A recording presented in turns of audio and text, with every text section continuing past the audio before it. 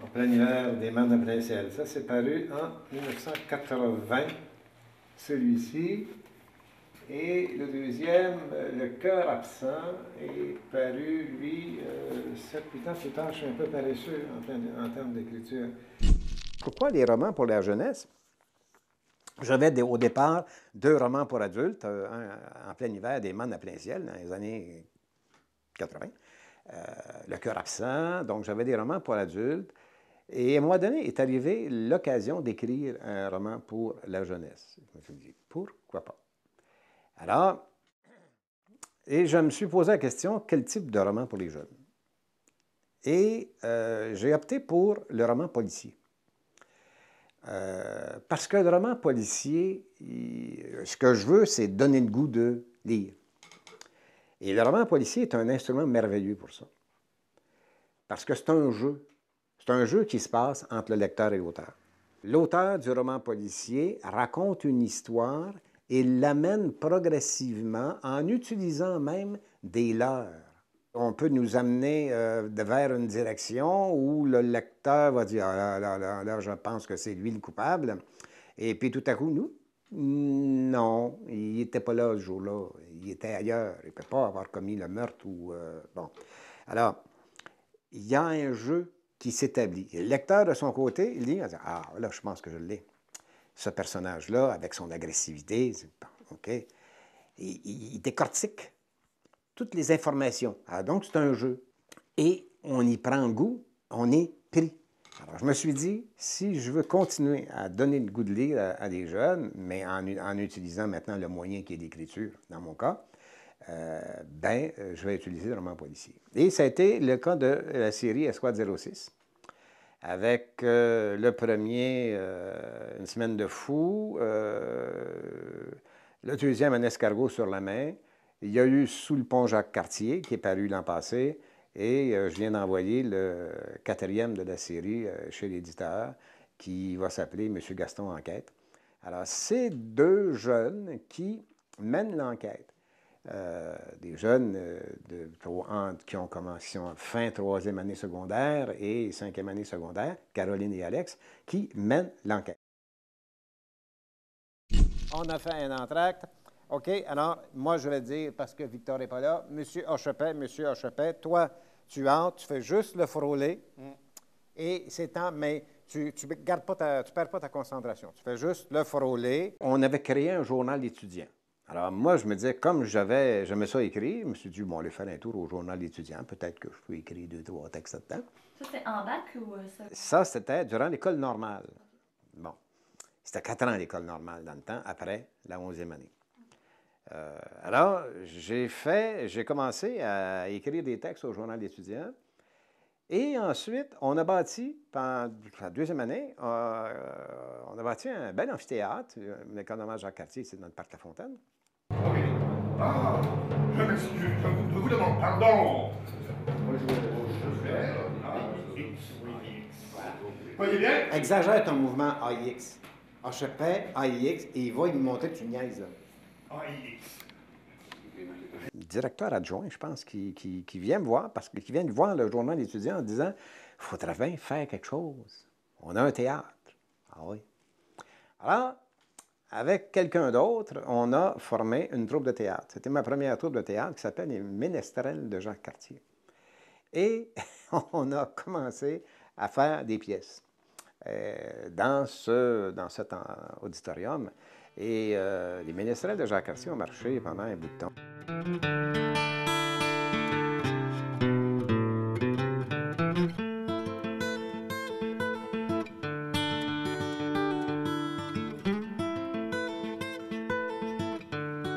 C'était une façon pour moi c'est une sorte de thérapie, si on peut appeler ça comme ça, parce que j'avais le goût d'expérimenter plein d'affaires. Je me sentais retenu par toutes sortes d'affaires, peut-être une timidité qui était plus organisée à partir de principes. Tu fais ça, tu fais pas ça, dans la vie, il ne faut pas faire ça. Ça ne s'est jamais fait dans la famille, il ne faut pas le faire. Alors, donc, c'était plus une sorte un package d'interdits qui faisait en sorte que ça s'était transformé en moi une sorte de timidité Et puis, ben, tranquillement, le théâtre et ces activités-là ont permis de jeter par terre des interdits et de travailler à nuancer les mots, de parler un petit peu plus fort et de nuancer les mots.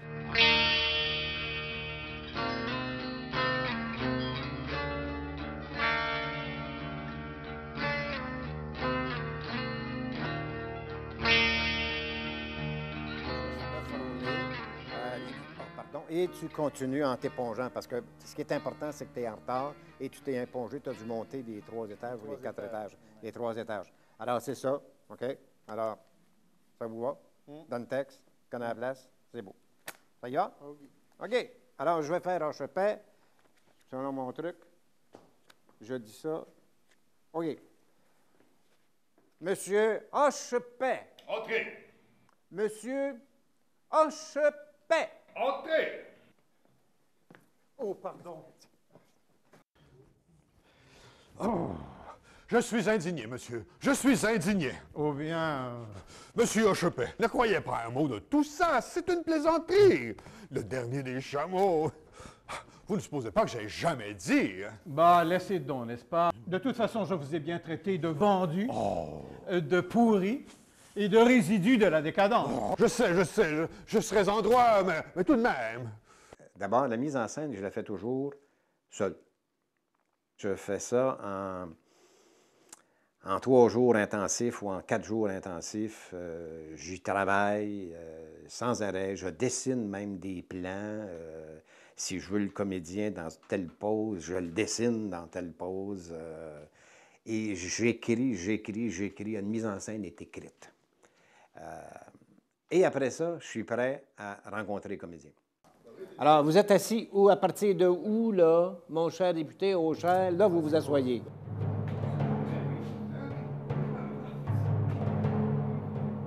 N'étiez pas mon candidat. Je m'en suis aperçu. Mais c'est d'abord écrit. C'est pour ça que je dis que pour moi, c'est de l'écriture, la mise en scène. Et ensuite, quand je rencontre les comédiens, il y a différentes... Bon, moi, c'est ma façon de travailler. Moi, j'aime bien travailler avec les comédiens, mais en leur disant tout d'abord qu'on va travailler aussi avec toutes les possibilités des différents langages. Le théâtre, c'est merveilleux pour ça. Les différents langages qui nous entourent. J'ai l'éclairage qui peut me permettre des changements d'atmosphère. J'ai la musique, j'ai le bruitage, j'ai les déplacements sur scène. Alors, j'ai tout ça. Et le comédien, modulation de la voix. Alors, je travaille énormément avec les comédiens. Et les comédiens deviennent, pour moi, et je leur dis d'abord, vous m'apportez certes des choses, mais moi, c'est moi qui assigne la mise en scène et c'est moi qui va prendre les critiques si la mise en scène n'est pas bonne. Donc, je l'assigne, mais jusqu'au bout. Alors, on travaille vraiment des choses. Je vais même jusqu'à modeler jusqu'à un certain point, si je peux le dire comme ça, le comédien. Quand je veux qu'il me fasse un port de tête, je vais aller le faire sur scène. Et très souvent, les comédiens sont sur scène, ils jouent, je monte, je leur dis, vous faites exactement comme si je n'étais pas là. Et pendant que le comédien dit sa tirade, je remonte le joue, là, c'est l'épaule, et je joue vraiment avec lui sur scène. C'est comme ma femme. Je vous prie de l'excuser. Elle s'est présentée d'une façon. Mais tout à son avantage. Oh, vous êtes trop élégant. N'empêche qu'elle n'a pas l'habitude de traîner en cette tenue. Mais, véritablement, aujourd'hui, il fait si chaud. Elle est presque excusable. Alors, comment très désagréable? C'est très désagréable, mais ensuite, c'est alors, naturellement, ma femme, comme elle avait trop chaud, elle a éprouvé le besoin de se mettre en... Es-tu dedans, là? Bon, OK. Elle se croyait seule. C'est évident. Et avec le domestique. C'est une façon de travailler avec le comédien. Je ne veux pas que le comédien sente que le metteur en scène est dans la salle et que même des fois, il peut envoyer un répétiteur qui va dire « OK, répétez, je vais vous le dire quand vous manquez une top. » Puis il revient. « Ah, c'est pas payé. » Non, le metteur en scène, il est là tout le temps. Et quand arrive à la fin du spectacle, je me transforme en régisseur. Je n'ai jamais vu aucun de mes spectacles. Je suis dans les coulisses, je suis avec le comédien. Quand il rentre de scène, des fois, il y a des scènes qui sont difficiles, le comédien, je le sens. Le stress, je ne veux pas être en arrière et dire « Ah, tu as été stressé? Pas vu? » Non, je veux le vivre en même temps que le comédien.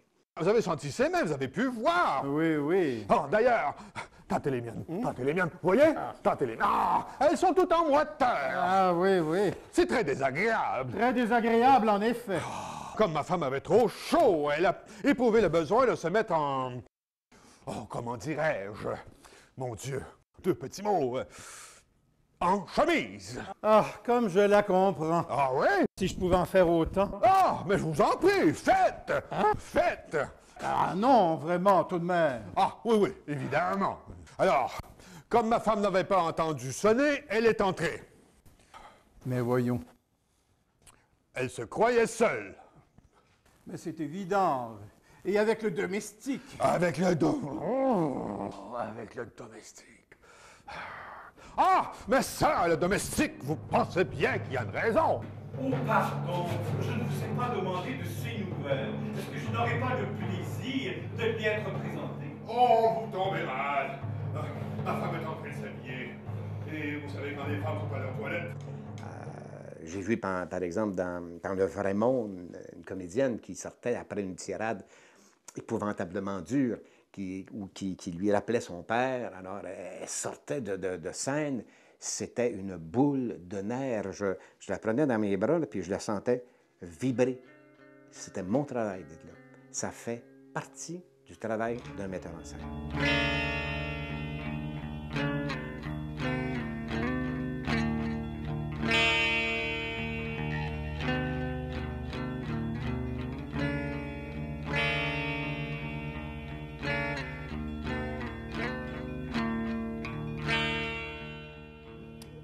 Faire sur scène quelque chose, il ne faut jamais oublier qu'on est sur scène. On n'est pas dans la réalité. On est sur scène. On fait un choix dans les gestes qu'on fait sur scène. Parce qu'il y a des gestes qui ne sont pas des gestes scéniques. Quelqu'un qui est ivre peut bien se traîner à terre, mais ça ne veut pas dire que c'est un geste scénique, ça. On interprète sur scène des réalités, mais en choisissant une façon de le faire qui est une façon scénique. On n'a pas besoin d'avoir tout vécu, mais on a besoin d'être très, très, très, très ouvert aux situations joyeuses, aux situations ironiques, comme aux situations dramatiques. On a besoin d'être ouvert à ça et de recevoir toute l'information, d'emmagasiner l'information pour pouvoir ensuite faire en sorte que ça puisse concourir à l'interprétation d'un personnage. Ah, si c'était un domestique ordinaire! Évidemment, si c'est un domestique ordinaire. Non, mais ils ont été élevés ensemble. Oh, vous m'en direz tant. Ah, c'est son frère de lait. C'est son frère de lait. Côté. Non, petit coup d'œil à Mme Oh, Lambert. vous tombez mal. Ma femme est en train de s'habiller. Et vous savez, quand les femmes sont à leur toilette, ça dure longtemps. Bon. Êtes-vous prêt à recommencer pour vrai, hein? Son frère de lait. Bon, ça ne compte pas à parler. C'est ce que je dis aussi. Allons donc, allons donc. Allons, qu'il y a-t-il? Parce qu'en fait, tout ça, là, c'est des balivernes. Qu'êtes-vous venu me demander pour vos administrés? Eh bien, voilà. C'est à propos de l'Express de Paris, n'est-ce pas? Et qui s'arrête à Morinville, mais pas à Moussillon-les-Indrais, qui est un centre au moins aussi important. Oh, mais comment? Vous recherchez... Préféreriez. Vous voulez... Vous préféreriez un arrêt réglementaire. Vous préféreriez un arrêt réglementaire. Écoutez, je veux bien m'en occuper. Qu'est-ce qu'on vient de faire exactement? On a repris un an après notre promène donc pas toute nue de Georges Feydeau. Une scène qui se passe entre Ventroux, qui est un député, et Hochepet, qui est le maire de Moussillon-les-Indrais. Si j'ai choisi cette pièce d'abord, c'est que c'est une critique de la société, une critique du monde politique, une critique même de l'organisation sociale de l'époque, parce que il faut dire que Georges Feydeau a été le premier humoriste, peut-être, parce qu'au départ, il écrivait des sketchs qui duraient quelques minutes seulement, et il les jouait lui-même. Alors, il a été un petit peu, je pense qu'on peut dire ça, qu'il a été à l'origine du vaudeville. Monsieur Hochepert! Entrez! Oh, pardon. Oh, Ben, asseyez-vous, je vous en prie. mon cher député. Oh, cher! Oh, ben pourquoi pas? Bon, après la campagne que vous avez menée contre moi, Oh, la campagne, n'est-ce pas? vous m'avez traité partout de pourri, de vendu, de mouchard, de résidu de la décadence. Oh, ça n'enlève rien à l'estime. Croyez-le bien. Ah, très touché. Mais qu'est-ce que vous voulez?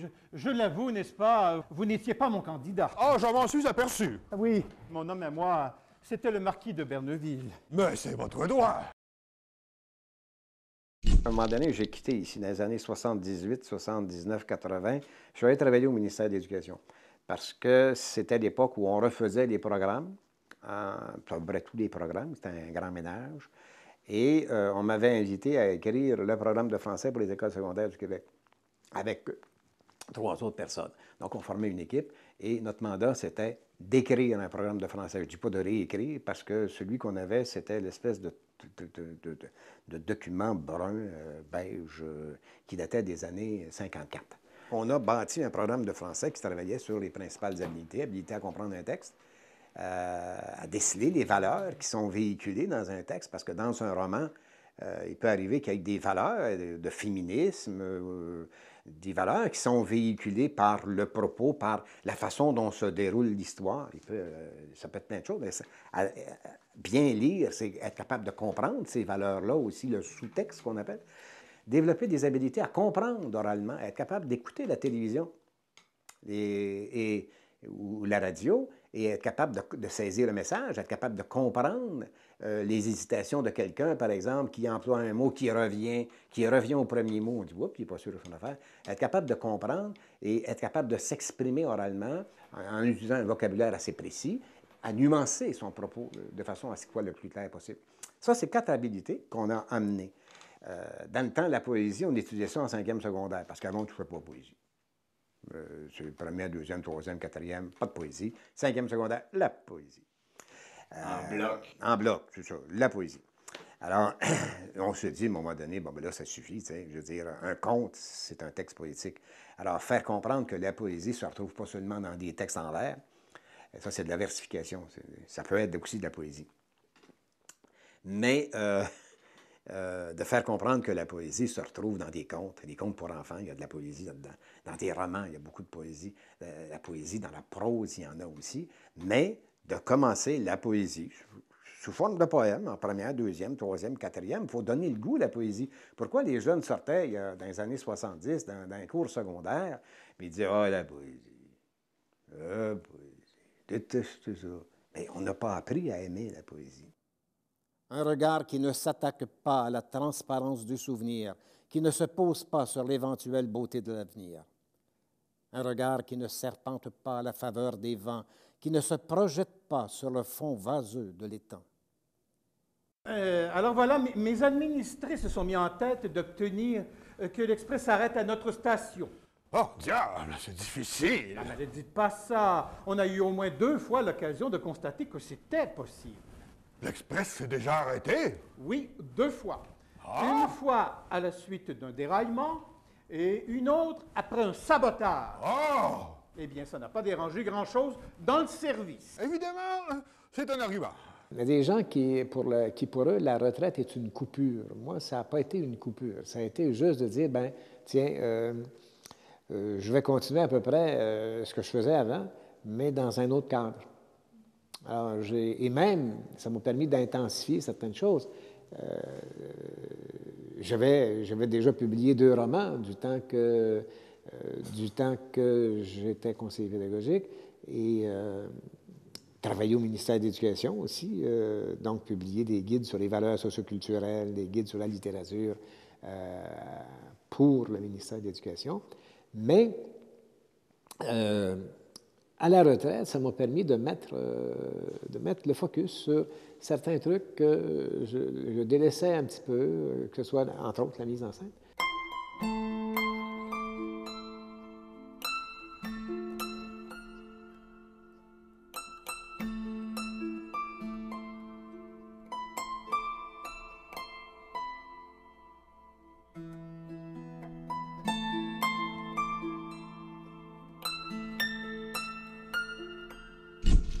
Ma retraite, c'était une continuité, finalement, de ce que je faisais, de mes préoccupations avant et des actions que je pouvais poser dans différents milieux culturels.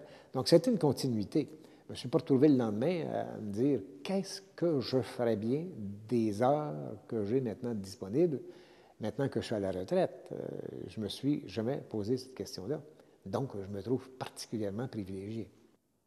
Un regard qui ne transmet pas l'illumination de sa fourbe jeunesse, qui ne propose pas la brutalité de la sagesse. Un regard qui ne surprend pas la virginité des filles, qui ne s'embourbe pas dans une aurore presqu'île. J'ai vu ces regards. Mais vous comprenez, c'est un vieil ami à moi. Tout marquis qu'il soit, il est socialiste unifié comme moi. Ajoutez à cela que c'est lui qui a tenu ma fille sur les fonds baptismaux. Vous m'en direz tant. Enfin, un tas de raisons. Sans oublier qu'il est plusieurs fois millionnaire et que l'intérêt de mes administrés, vous devez comprendre, n'est-ce pas? Ah, mais je vous en prie, ne vous défendez pas. D'autant plus que c'est vous qui avez été élu. Ah, ce qui pour moi est important. Évidemment. D'ailleurs, tout ça, c'est du passé. Mon père savait à peine lire et écrire au son. Ma mère, je pense que je ne l'ai jamais vu lire, décoder quelque chose. Il n'y avait pas de livre à la maison, hein, pas de journaux, il rendrait à la maison non plus, ne sachant pas lire, ou presque pas. Mon père réussissait à comprendre un petit peu, mais il ne fallait pas trop en demander. C'est sûr que cette ouverture aux arts, c'était pas évident au départ. C'était pas évident. J'ai eu, en 11e année secondaire, un prof de français, Georges Duval, qui m'avait dit, à un moment donné, en corrigeant un texte, une composition française, comme on disait, en corrigeant un texte, « Toi, je te verrais bien comme prof. » Inutile de dire que c'est quelque chose qui m'avait jamais traversé l'esprit. Parce que quand tu viens d'un milieu ouvrier comme ça, finalement, la trajectoire normale, c'est de continuer. Bon. Mon père était menuisier, alors je me destinais. Je suis très bon en menuiserie, d'ailleurs. J'ai appris plein d'affaires quand j'étais jeune. J'ai bâti des maisons tout seul, même. Mais je savais que c'est pas là que je devais aller. Déjà, j'aimais écrire, je sentais.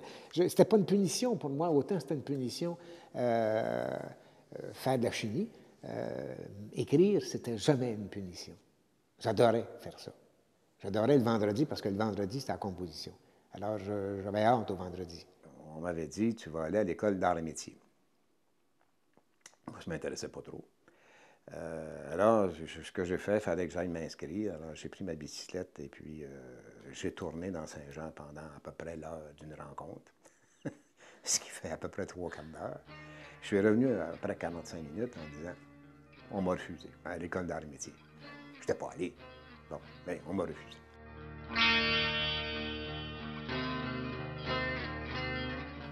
Alors, finalement, l'idée, c'était de m'en aller à l'école normale Jacques-Cartier, dans le temps, faire mon cours comme prof. Et bien là, comme j'avais été refusé aux arts et métiers, alors, il me restait à trouver quelqu'un pour voyager Saint-Jean-Montréal au départ, parce que c'était strict à la maison, il n'était pas question que je prenne un autobus. Alors, finalement, j'ai trouvé quelqu'un. Ils ont développé, en tout cas, ils sont ouverts au monde de l'écriture. J'ai eu la surprise quand mon premier roman est sorti en 1980, mon père qui m'a dit tout ça, comme ça, dans la conversation, parce qu'on se parlait très peu, mais dans les rares conversations, mon père m'a dit « Je l'ai lu ». Oh! J'étais surpris, parce que pour le lire, mon père a dû mettre des heures et des heures et des heures, parce que... Alors, il a quand même fait l'effort, et j'ai senti une certaine fierté. Alors, j'étais fier d'avoir fait le cheminement que j'avais eu. Je suis fier, je ne regrette absolument rien du cheminement que j'ai eu. Absolument rien. J'ai vu ces regards. Un regard qui n'analyse pas l'ordinaire de la vie, qui ne sombre pas dans l'ire fatal de l'utopie, Un regard qui ne louange pas la parole confuse, qui ne profite pas de l'éloquence de la ruse. Un regard qui n'ignore pas le vaste cri du dedans, qui ne fossile pas le geste trop gourmand. J'ai eu ces regards.